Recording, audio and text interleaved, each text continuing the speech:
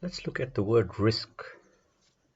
We're all talking in English, understand this word in English.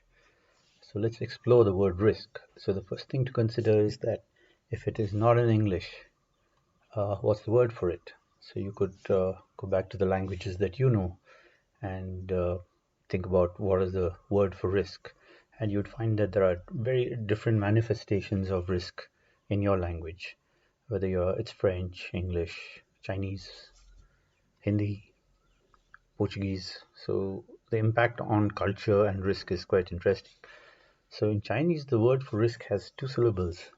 And interestingly, the two syllables are danger and opportunity. The same word means danger and opportunity. So it's two sides of something similar. And it's good to look at this as two sides of a coin. So typically we would look at it as heads and tails. Uh, but we also can look at it as risk and reward. So what's the opposite of risk? So most convenient English word would be that risk and reward. High risk, high reward is a common English saying. But if you look at the different words that come on the risk side that you could lose, it's downside, it's tails, it's scary, it's bad, it's negative. Most impact and of risk is considered negative and you don't want to talk about it. So it's avoided in many cultures, in many languages as a word.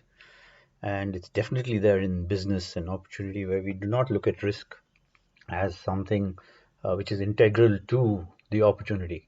So you cannot have opportunity and reward without some risk element. So if you look at the other side, so we have the other side of the word, the upside, the win, opportunity, caution.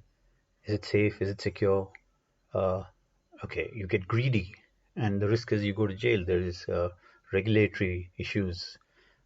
You could go to, the penalties, and there could be litigation. So you look at a lot of action and control on behavior. It's because of the risk associated with it. Otherwise, people would involve much more in greed, corruption. So that's where law enforcement comes in terms of people behavior. So it touches upon every aspect of life. So if you look at the word, so it's not a negative word. Risk is considered. So risk has an upside and a downside. It's an opportunity at the same time.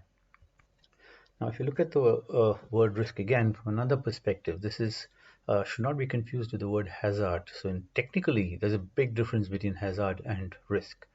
So, hazard is the possibility of harm. It's not a risk. There's a bottle of acid at home. It's no risk. That's not the risk. The risk is if you do something stupid with it, like drink it. So, you could stand at the edge of a tall building.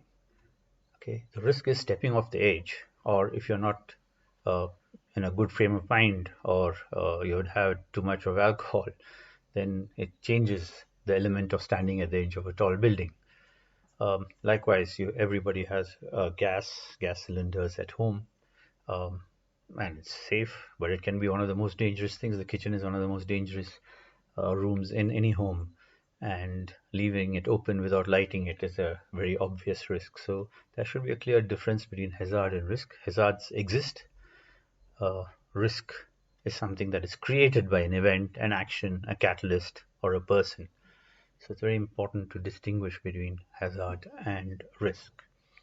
Now, if you go get more technical with this, so this is the ISO definition of risk, and it's defined as the effect of uncertainty on objectives. So there are three keywords here: the effect, the uncertainty, and the objectives.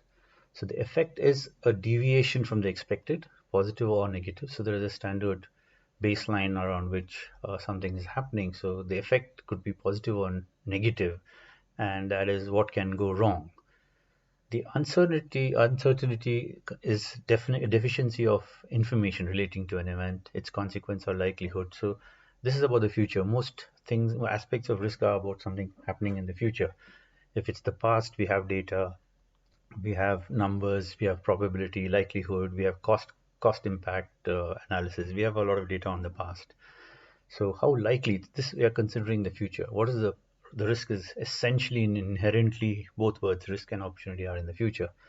So how likely is it that it will happen? So we have to get some numbers and science and data behind the uncertainty. And what are the consequences? So that are the objectives. So it can have different aspects. Example, financial, safety, environmental goals can apply at different levels, at strategic, operational, tactical levels, departments, projects, people, livelihoods, even life.